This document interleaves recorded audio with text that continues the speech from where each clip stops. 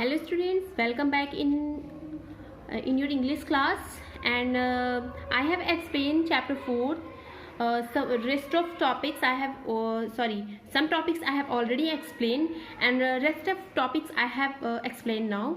So in this lesson I have explained the acids that made trees bloom. यानी राख ऐसा जिसने कि एक ट्री को जो है मतलब जादुई बना दिया. ठीक है, कैसे? एक यहाँ पे स्टोरी जो थी एक ओल्ड मैन और वुमेन एंड डॉग की थी, जिसमें जो 19th सेंचुरी में लिखा गया है, जो कि जापान का है. ओके, तो जिसमें कि ये ओल्ड मैन एंड वुमेन रहते हैं. तो ये क्या करते हैं, एक डॉग रहता है, उसको ये लोग बहुत ज़्यादा मतलब अपने चाइल्ड के जैसे एज अ पेट ये रखते थे. ठीक है, तो इसमें का सम यहाँ पे मैंने एक्सप्लेन कर दिया था. तो from here I have to explain now.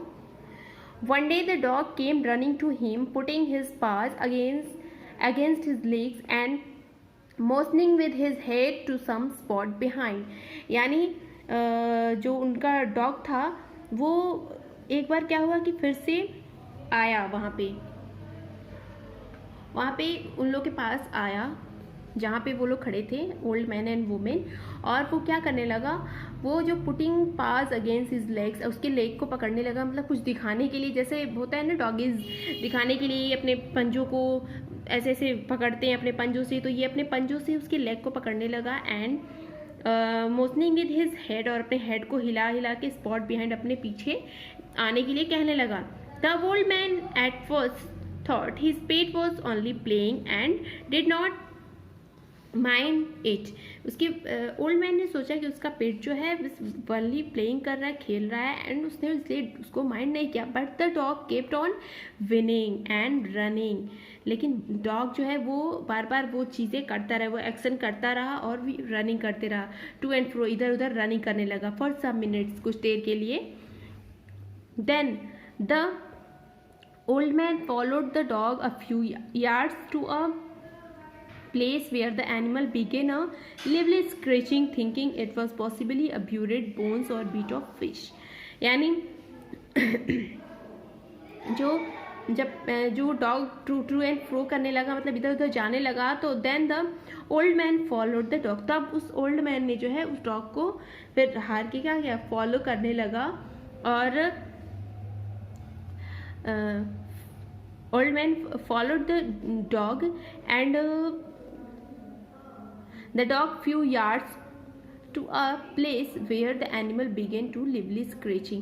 यानी फिर कुछ दूर जाके जो है उस डॉग ने क्या किया, वो कुछ गज मतलब यार्ड माने कुछ गज या कुछ दूरी जाके वो चल के, और वहाँ पे जो प्लेस था वहाँ पे वो जल्दी जल्दी वो बिगिन टू लिवली स्क्रेचिंग, यानी थोड़ी थोड़ी ना स्क्रेचिंग करने लगा अपने पाँच से, यानी अपने नाखूनों से, अपने पैर के नाखूनों से खोदने लगा. मतलब डॉगीज करते हैं ना स्क्रेचिंग, जैसे वैसे करने लगा उस जमीन पे.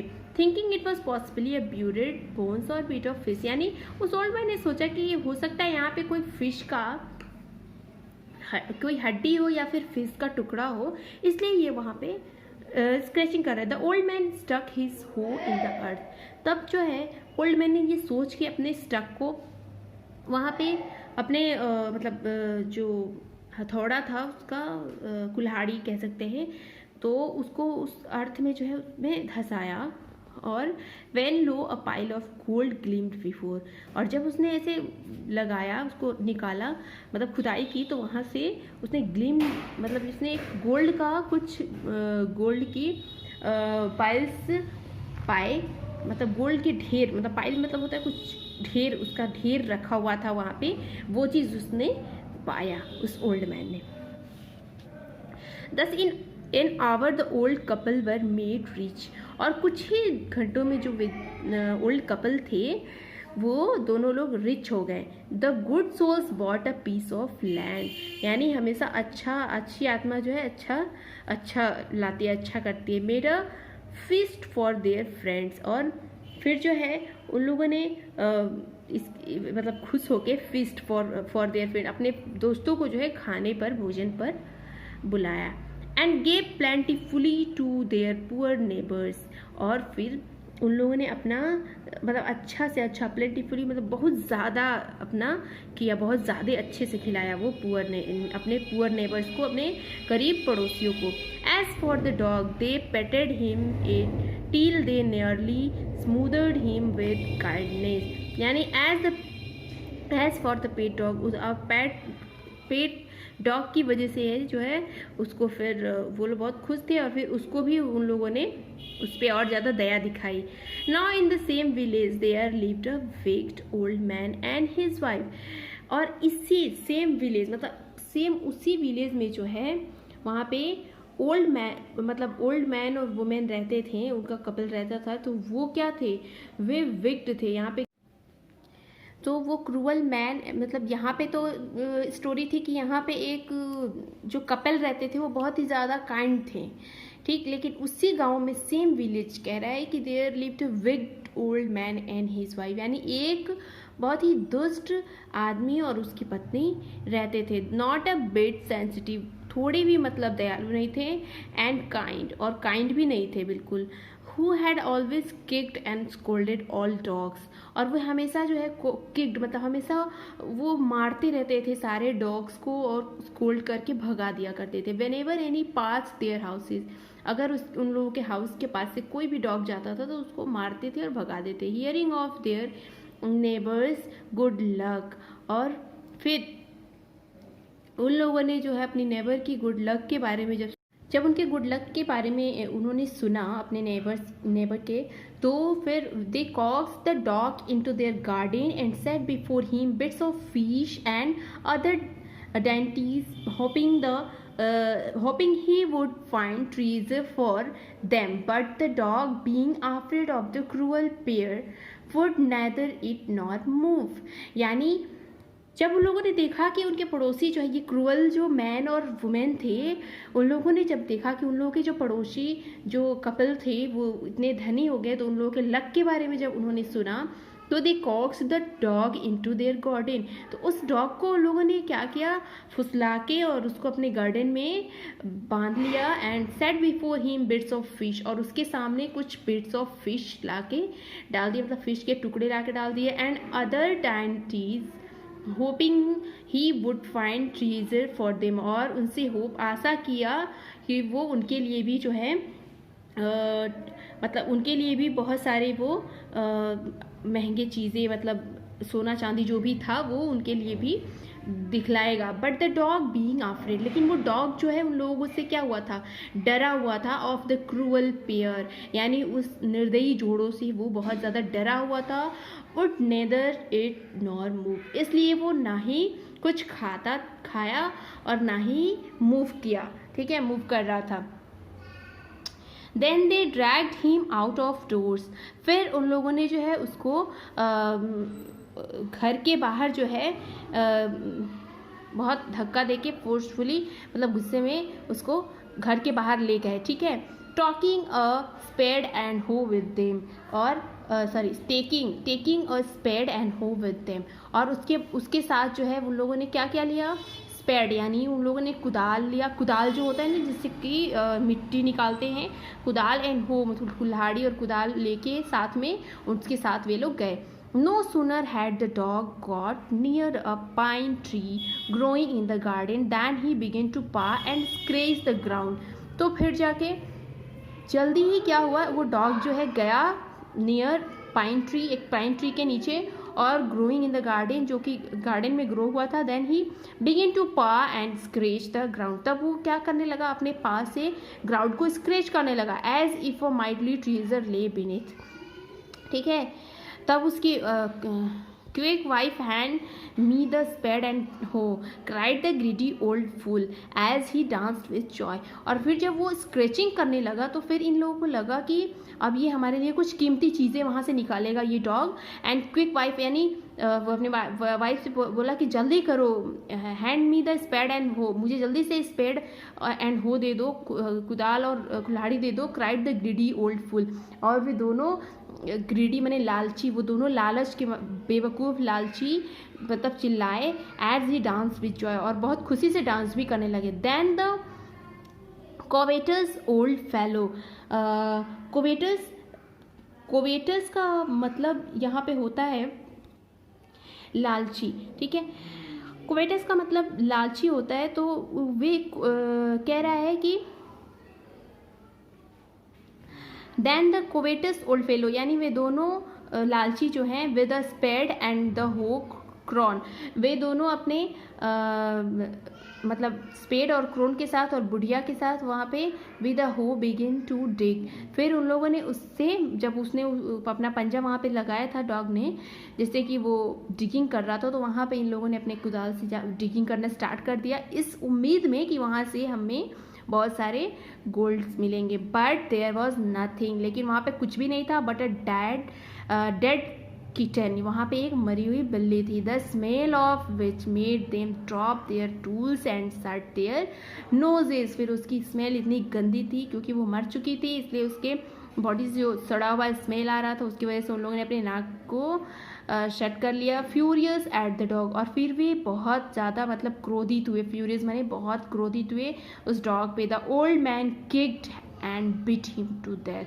और फिर ओल्ड मैन ने गुस्से के मारे उसको किक माने मारा, एंड बिट हिम मतलब पैर से किक धक्का दिया और उसको इतना मारा कि वो डेथ मतलब वो मर गया। And the old women finish the work by nearly chopping of his head, और ओल्ड वुमेन ने गुस्से के मारे उसके हेड को क्या कर दिया, कट कर दिया विद द शार्प हो, यानी उस शार्प कुल्हाड़ी से जो है उसको क्या कर दिया, कट कर दिया।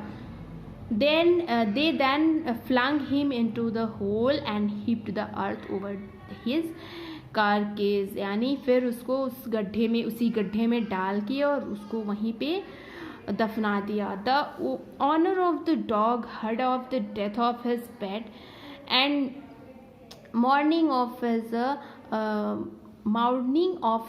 as if he had been his own child, यानी जब उसके ऑनर यानी जो डॉग को जिन लोगों ने पाल पोस के रखा हुआ था, जब उन लोगों ने हर्ड यानी सुना उसके डेथ के बारे में, तो वे बहुत ज़्यादा कराह कराह के रोए, बहुत ही मतलब विलाप करने लगे ये सुन के। कराहना, विलाप करना, कराह के विलाप जो करना होता है वो मॉर्निंग होता है, तो वो बहुत ज़्यादा कराहने लगे ये सुन के, ऐसे लगता था कि वो जैसे अपना कोई बच्चा उनका डेथ कर गया हो। Went at night under the pine tree, फिर वे उस पाइन ट्री के नीचे गए उस रात,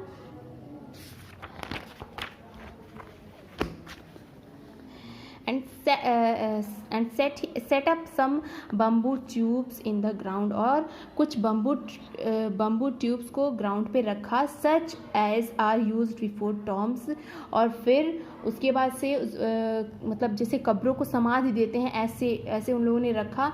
in which he put fresh flower, और उसके बाद वहाँ पे जहाँ पे उसकी मतलब जहाँ पे उसको दफनाया गया था वहाँ पे फ्रेश फ्लावर रखा। Then he laid a cup of water and a tray of food on the grave and burn several costly sticks of incense, और फिर जहाँ पे वो था वहाँ पे कप ऑफ वाटर्स रखा, ट्रे रखा और उसमें फूड रखे एंड बहुत सारा कॉस्टली स्टिक्स भी रखा, incense.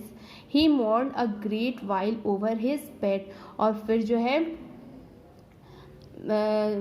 Calling him many dear names as if he were alive, यानी उसको मतलब बहुत ज़्यादा एक तो मॉर्न किया, वो बहुत ज़्यादा कराहा और फिर बोला मेरे महान पालतू डॉग, मतलब खूब उसको कॉलिंग किया, बहुत बहुत नाम से बुलाया कि वो अभी भी उठ जाए, जग जाए, बट वो मतलब वर अलाइव जिंदा हो जाए, लेकिन वो नहीं उठा। That night the spirit of the dog appear to him in dream and said, यानी उस रात जो है उसका स्पिरिट माने आत्मा, उस डॉग की आत्मा उसके सपने में अपीयर्ड यानी आई और कहा cut down the pine tree, उस पाइन ट्री को कट करो, ओवर माई ग्रेव, है ना, उस पाइन ट्री को कट करो and make from it a mortal for your rice pastry and a mill for your bean sauce, और फिर आप उस जब पाइन ट्री को कट करोगे तो वहाँ पे जो है आपको मतलब कुछ मिलेगा, ठीक है। तो यहाँ तक स्टूडेंट आपको समझ में आ गया, और this was the first part of this chapter. यहाँ तक आपको समझ में आ गया होगा, इसके आगे का एक्सप्लेन करते हैं।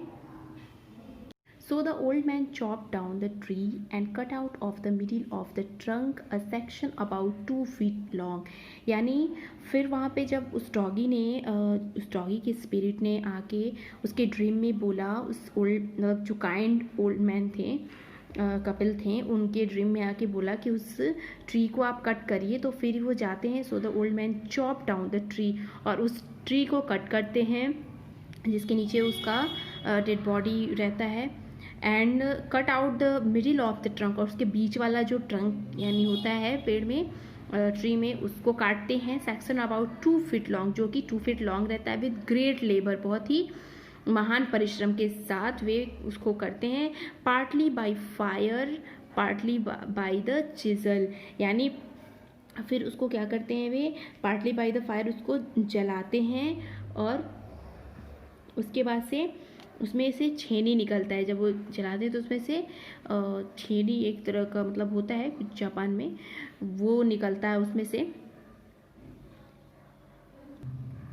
ही scraped out a hollow place as big as small bowl, और फिर वो जो है एक वो स्क्रैप करता है, एक हॉलो प्लेस बनाता है, वो ऐसा जैसे कि एक बाउल के जैसा एक प्लेस बनाता है। He then made a long handle hammer of wood, और फिर वहाँ पे देखता है कि एक बहुत लॉन्ग एक हैमर वुड रखा होता है। हैमर मतलब हथौड़ा जो होता है वो रखा होता है। Such as is used for pounding rice, ऐसा लग रहा था कि वो राइस को पाउंड करने के लिए यूज़ किया जाता है। ठीक है। When new years time drew near he wish to make some rice pastry, फिर जब न्यू ईयर आया तो उसका विश हुआ, मतलब उसको इच्छा किया कि वह एक राइस का पेस्ट्री बनाए। पेस्ट्री जो आप लोग खाते हो ना, केक के जैसे होता है वैसे pastry. When the rice was all boiled, जब राइस पूरा बॉयल हो गया, granny put it into the mortar, फिर इसको उसने क्या किया, मॉर्टर में रख दिया, ओखली में रख दिया। मॉर्टर माने ओखली। The old man lifted his hammer to pound the mass into dough, और फिर उसने हैमर को क्या किया, जो हैमर निकला हुआ था वहाँ से, वहाँ उसको क्या किया, pound the mass into dough, उस डो में डाल दिया। And the blows fell heavy and fast till the pastry was already for baking, और वो हैमर डालते ही ऐसा मतलब वो बना जैसे लग रहा था कि पेस्ट्री ऑलरेडी बना हुआ था, वो बन गया। Suddenly the whole mass turn into a heap of gold coins, और सडनली अचानक क्या हुआ, वो सारा मास जो है turn into heap of gold, और वो पूरा जो है गोल्ड कॉइन्स में बदल गया। When the old women took the hand mill and filling it with beans began to grind the gold dropped like rain, और फिर जब उसने जो है उसमें उसको डाला, और मतलब वो खुद से जैसे लगा कि ग्राइंड होने लगा, और फिर उसमें से जो है जो गोल्ड की बारिश होने जैसा, मतलब वो सिक्के गिरने लगे। Meanwhile the envious neighbor peeped in at the window when the boiled beans were being ground, और वे जो envious neighbor थे, उसके जो थे पड़ोसी लालची, वे जो है वो देख रहे थे अपने विंडो से कि कैसे जो है बीन्स बॉयल हो रहा है ग्राउंड पे। Goody me cried the old hag, है ना, उस ओल्ड हैग ने चिल्लाया। As she saw each dripping of sauce turning into yellow gold, और देखा कि कैसे जो है हर एक जो चॉपिंग सॉस था उसमें का वो कैसे गोल्ड में बदलते जा रहा था, जितना ड्रॉप गिरता था सब गोल्ड में बदलते जा रहा था। Until in a few minutes the tub under the mill was full of the shining mass of gold, और कुछ ही देर में क्या हुआ, वो टब जो है पूरा जो है गोल्ड सिक्कों से भर गया। So the old couple were rich again, और फिर वे ओल्ड कपल जो है फिर से धनी हो गए। The next day the stingy and wicked neighbour came and borrow the mortar and magic mill, यानी नेक्स्ट डे जो है उसके वो जो विक्ड नेबर्स थे, जो दुष्ट जो पड़ोसी थे, वे फिर से आए और उसको बोरो करके ले गए। बोरो मतलब उधार ले गए उस मॉर्टर को एंड मैजिक मिल को।